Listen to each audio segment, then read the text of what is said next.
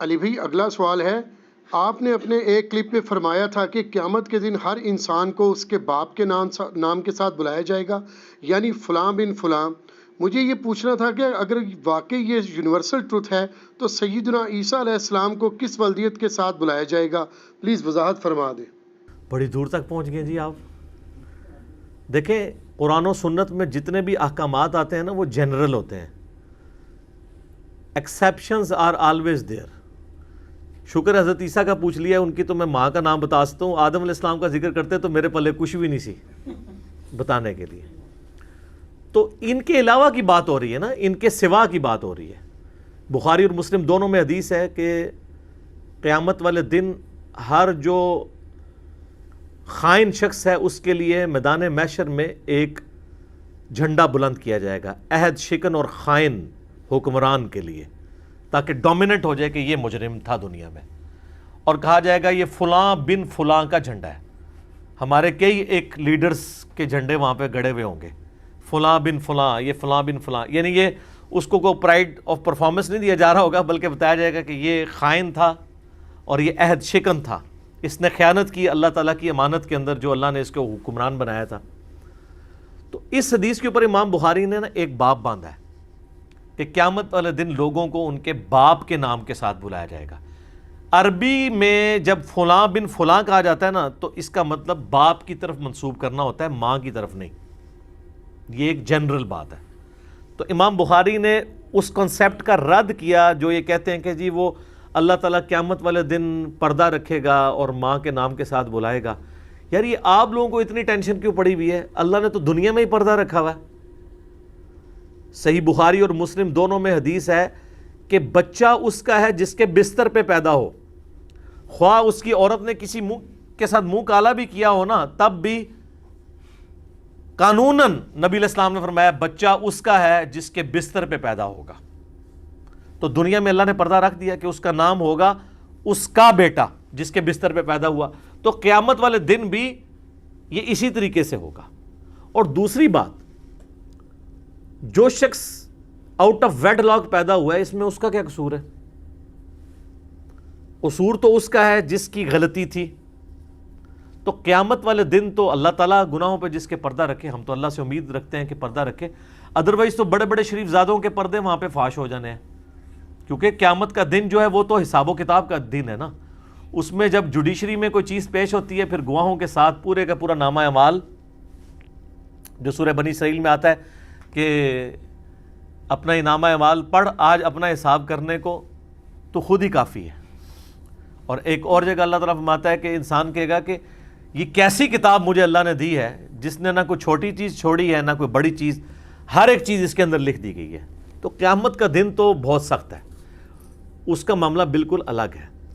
رہا عیسیٰ علیہ السلام تو یقیناً ان کو ان کی ماں کے نام کے ساتھ پکارا جائے گا، وہ روح اللہ ہیں، کلمت اللہ ہیں، ان کا باپ نہیں ہے، وہ اللہ تعالیٰ کی طرف سے معجزانہ طور پہ پیدا ہوئے۔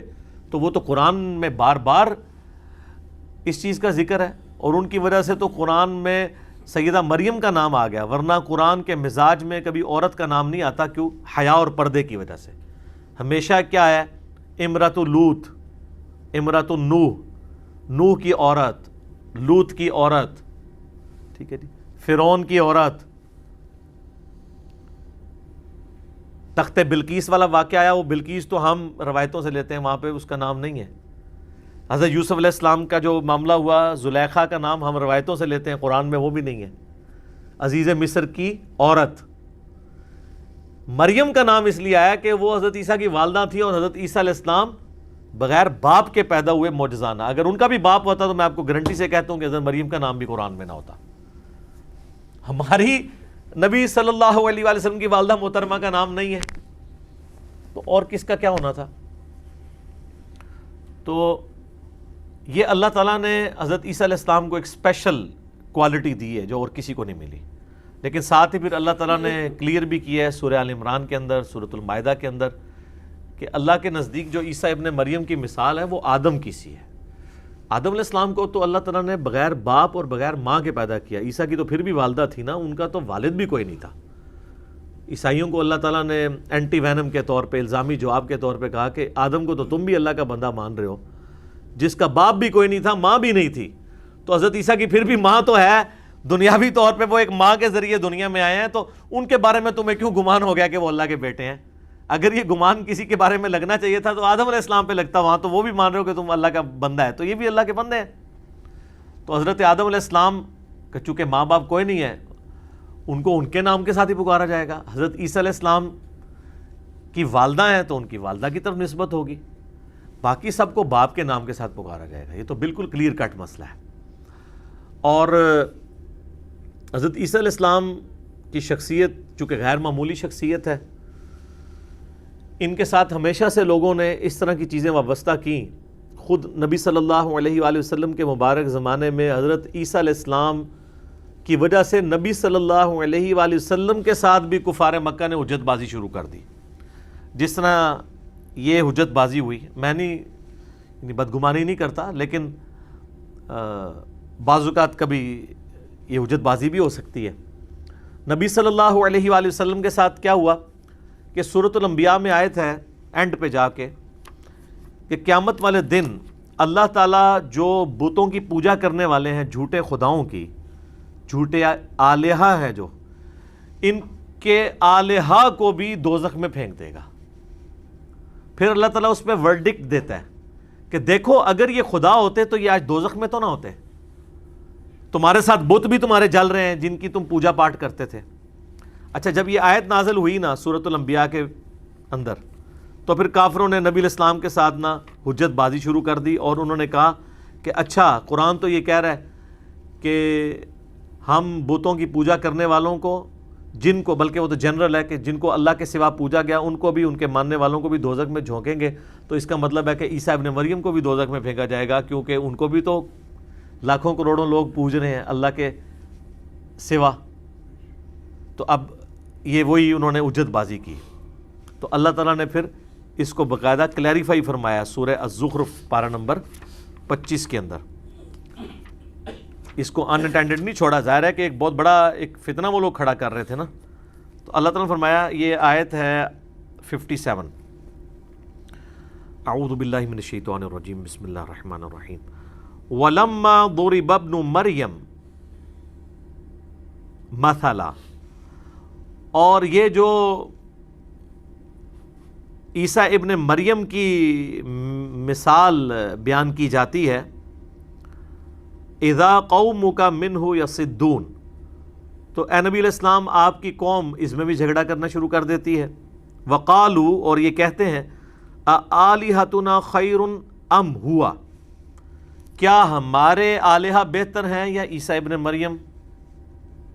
ما ضربوہ لک الا جدلا، یہ آپ سے مثال نہیں بیان کرتے مگر جھگڑا کرنے کے لیے۔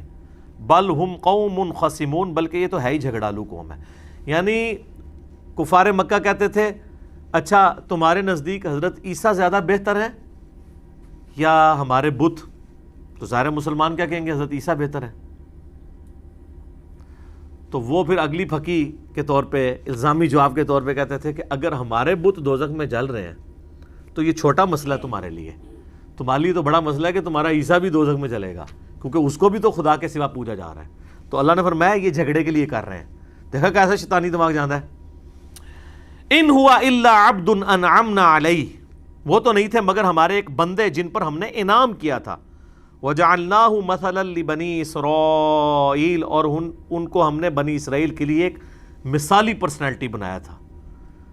سر پیدائش معجزہ بغیر باپ کے، زندگی معجزہ، بچپن معجزہ کہ ماں کی گود میں بول رہے ہیں کہ مجھے اللہ نے کتاب دی اور پیغمبر بنایا، جوانی معجزہ کہ ایسے معجزات ملے جو کسی پیغمبر کو نہیں ملے، مردوں کو زندہ کرتے ہیں اللہ کے اذن سے، مٹی کی مورت میں پھونک مارتے ہیں تو اللہ کے اذن سے پرندہ بن جاتی ہے، مادر ذات جو اندھے ہیں، جن کے ڈھیلے بھی نہیں آنکھوں کے، مٹی رکھ کے ہاتھ پھیرتے ہیں ان کی آنکھیں آ جاتی ہیں، جزام کے جو کوڑ کے مریض ہیں ان پہ ہاتھ پھیرتے ہیں وہ صحیح ہو جاتے ہیں۔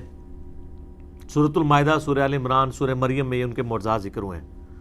حتیٰ کہ موت بھی نہیں آئی، زندہ اٹھایا جانا بھی معجزہ، اور آج تک زندہ ہے، اور عمر بھی وہیں پہ رکی ہوئی ہے۔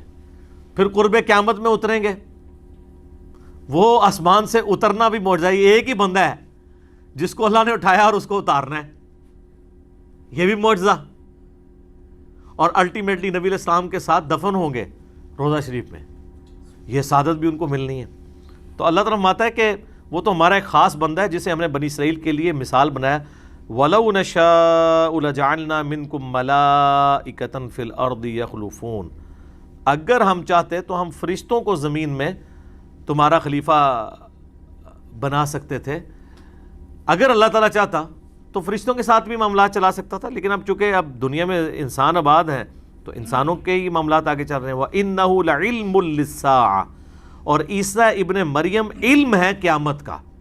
یہاں علم معنوں میں آئے گا خبر, کیونکہ علم بھی جو آپ کے پاس آتی ہے وہ ایک خبر ہوتی ہے نا. فَلَا تَمْتَرُنَّ بِهَا وَاتَّبِعُونَ, تو دیکھنا اس میں شک نہ کرنا اور میری پیروی کرنا.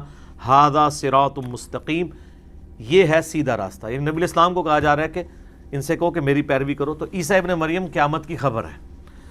تو عیسیٰ ابن مریم کو ان کی والدہ کے نام کے ساتھ پکارا جائے گا, باقی لوگوں کو ان کے باپ کے نام کے ساتھ. رہی یہ ٹینشن کہ جو آؤٹ آف ویڈ لاک جو پیدا ہوئے ہیں تو وہ دنیا میں جس باپ کی طرف منسوب تھے, یعنی جس کے بستر پہ پیدا ہوئے تھے, قیامت والا دن اسی کے نام سے پکارا جائے گا. یہ نہیں کہا جائے گا کہ یہ تو, چونکہ اللہ تعالیٰ نے تو اپنے شریعت کے حوالے سے اس کو اسی طریقے سے اسٹیبلش کیا ہوا ہے. تو اس میں اس بندے کو ٹینشن لینے کی ضرورت نہیں ہے, اور عیسیٰ علیہ السلام کی ٹینشن آپ کو کیا لینے کی ضرورت ہے. آپ اپنی ٹینشن کریں کہ آخرت میں ہمارے ساتھ کیا معاملہ ہونا ہے. اللہ تعالیٰ عافیت والا معاملہ فرمائے. آمین ثم آمین. ٹھیک ہو گیا جی.